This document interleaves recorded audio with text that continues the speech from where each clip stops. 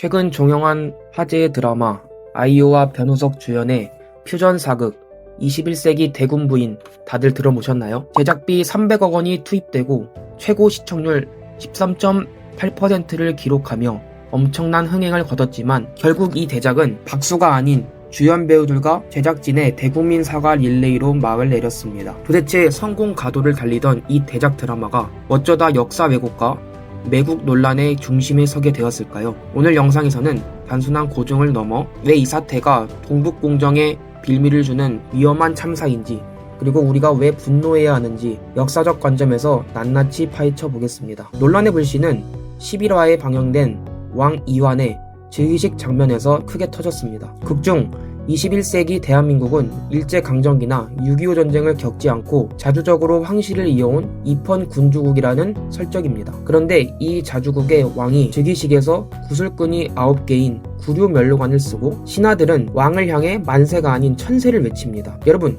만세와 천세의 차이를 아십니까? 고작 한 글자 차이이지만 과거 동아시아에서 만세와 12줄짜리 12면류관은 오직 독자적인 황제국의 입헌 군주에게만 허용된 극존칭이었습니다. 반면 천세와 구류면류관은 중국 황제의 지배를 받는 제후국의 왕에게 쓰이는 격이 낮은 호칭과 복장이었죠. 우리는 과거 원나라의 강압으로 천세로 호칭이 격화되는 굴종의 역사를 겪었고 1897년 고종 황제가 대한제국을 선포하면서 비로소 11류 면류관을 쓰고 만세를 외칠 수 있었습니다. 1919년 3.1운동에서 우리 선조들이 목 놓아 외친 구호 역시 대한독립 천세가 아닌 대한독립 만세였습니다. 그런데 21세기 굳건한 자주국가라는 드라마 설정 속에서 스스로를 중국의 속국으로 깎아내리는 충격적인 예법이 전세계 OTT를 통해 성출된 것입니다. 문제는 이뿐만이 아닙니다.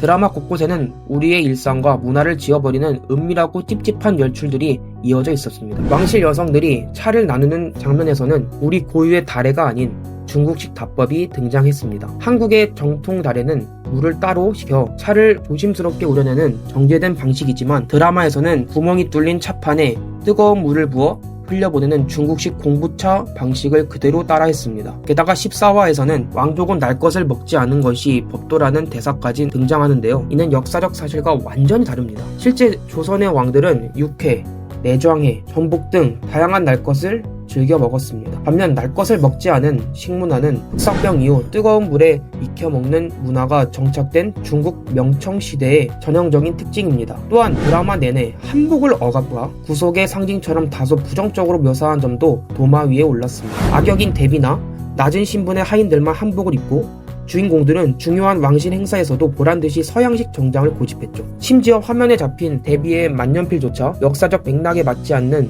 중국의 저가 브랜드 제품이었습니다. 이러한 소품과 연출의 디테일 부족이 겹치면서 시청자들은 이를 단순한 우연으로 넘기기 어렵게 된 것입니다. 이러한 고증 오류가 뼈아픈 진짜 이유는 현재 중국이 우리의 역사와 문화를 뺏으려는 동북공정과 문화공정을 치밀하게 진행 중이기 때문입니다. 우려했던 대로 중국의 대형 포털 신화닷컴 등 중화권 매체들은 이 사태를 두고 한국 드라마가 중국 제후국 예법을 따르고 있다, 스스로 중국의 속국이었음을 인정했다며 도름 섞인 보도를 쏟아냈습니다. 이에 대해 서경덕 교수 역시 글로벌 OTT를 통해 전세계 시청자들이 보는 콘텐츠인 만큼 동북공정의 빌미를 제공한 뼈아픈 실책이라고 강하게 비판했습니다. 외국인 시청자들에게 한국 문화가 자연스러운 중국의 일부로 오인될 수 있는 끔찍한 문화적 참사인 셈이죠. 한국사 일타 강사 큰별쌤 최태성 님도 일침을 가했습니다. 배우들 출연료에는 수억을 아낌없이 쓰면서 역사 고증 비용은 왜 그리 아까워하냐며 이제 정신 좀 차리십시오. 이쯤 되면 우리가 붕어인가 라며 제작업계에 안일한 역사 인식을 매섭게 꼬집었습니다. 2021년